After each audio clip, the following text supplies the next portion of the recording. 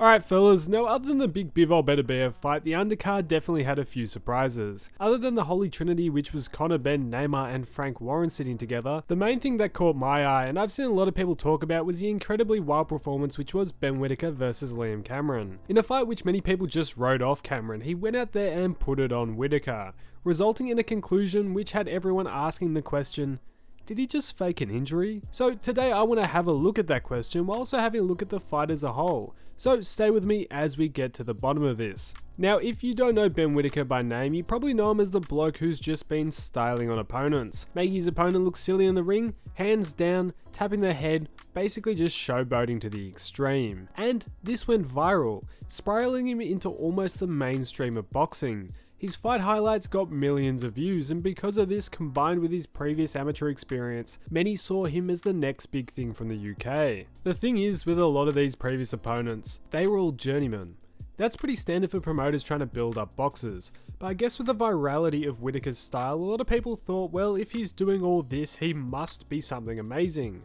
Yet he hadn't truly been tested yet. So when his promoters went looking around for an opponent, they probably went, oh, here's this bloke who's 23-6. He should be easy work. Yet I think they underestimated Liam Cameron. The former Commonwealth middleweight title holder over the last couple of years has made a comeback following a 4-year doping ban in 2019, and after battling many personal challenges. The ban wasn't Ryan Garcia themed and was for a recreational substance, although that still doesn't justify testing positive, especially when it comes to combat sports. Yet the way he dealt with his personal challenges and the way he turned his life around to the point where he ended up in a fight in Saudi Arabia, which would have almost seemed impossible, should definitely be applauded. Yet something I really want to highlight is his last professional fight. He last faced off against Lyndon Arthur. He took this fight to a split decision, yet he ended up losing. But this was still pretty impressive considering Lyndon Arthur was just coming off fighting Dmitry Bivol and had beat the likes of Anthony Yarde in the past. Cameron, other than that, was coming off 6-round fights, and he gave it to somebody who was just at the highest level. So that performance led him into this Whittaker fight, and leading up to it, everyone thought, there's no chance for Cameron. With a lot of talk from Whittaker's side, he looked as confident as ever, and was almost even overlooking him, looking towards future matchups against fighters such as Chris Eubank Jr. However, this all took a turn. Through the first couple rounds, Whittaker did enough to really bring these home. Although some decent shots from Cameron, Whittaker with his jabs and quick left hooks really just did enough. Yet all this changed through the next few rounds, with Cameron really starting to get into his rhythm. He wasn't falling for the slick shots of Whittaker and was landing solid combinations, and a lot of body shots. The momentum in this fight seemingly started to shift. With the momentum of the fight changing, Whittaker found himself in a tough situation. So what did he do? Well, with Cameron initiating a clinch, Whittaker backed himself onto the ropes and almost seemed to suplex Cameron and himself over them, with both of them flipping backwards, landing on the edge of the canvas. Here's the controversial part. Whittaker from his fall apparently injured his ankle, but from looking at the footage, I don't know how he really did that. The right ankle didn't seem to hit really anything. I don't want to say he faked an injury, but it really does look a bit questionable. Of course, more will come out in the coming days. Yet in a fight where you are on the path to a loss, was he looking for a way out? I feel bad for Cameron, thinking that on the biggest stage of his life, he was robbed of the opportunity to fully show what he's been working for, and I think more will come out in the following weeks. If the injury is genuine, fair play to him. Yet if he goes radio silent and doesn't address it,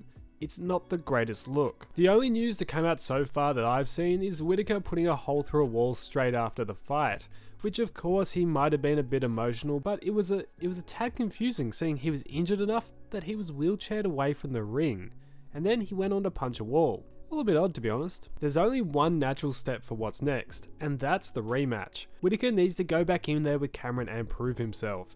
Whilst for Cameron, it's only fair that he would get his chance to run that back. If Whittaker's promoters decide to sidestep Cameron and put him in there with an opponent of lesser quality, I think that would be a clear reflection of the situation. All of this is pretty fascinating. You have a boxer who went more viral than really any comparable case recently, with videos of what is lower level professional boxing reaching a mainstream audience that it never really would otherwise. As a result, building up his clout to a level where he's a prominent figure on such a big card, and just for this then to be ruined in almost a night. I think a lot of us boxing fans got a bit ahead of ourselves. I think a quote from Chris Mannix before the fight was that Whittaker had the highest ceiling of any prospect in boxing. Well, obviously that turned out not to be true. Whittaker, I think, most likely ends up in a rematch. although I think it's pretty clear that at the high level he just isn't ready yet. Yes, he does have good skills and good experience, yet the crossover from amateur boxing is always a hard one, and I'm sure with time he will go on to have bigger matches in the future. Although all of this has certainly affected the hype around him, it's up there I think with worst case scenario for the Whittaker team. He really has to take the rematch to silence all the critics and help retain his image, yet if he decides not to, in my opinion, it will certainly be a long road back. Now let me know what you thought about the fight.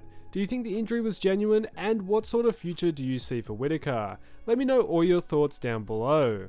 I just want to say also thank you for all of the love on the last video. If you're a new viewer or one that's been around for a minute, I really do appreciate all of you tuning in. If you did enjoy, please consider liking or subscribing if you haven't already. It really does a ton to help the channel. But thanks for watching fellas, I'll catch you in the next one.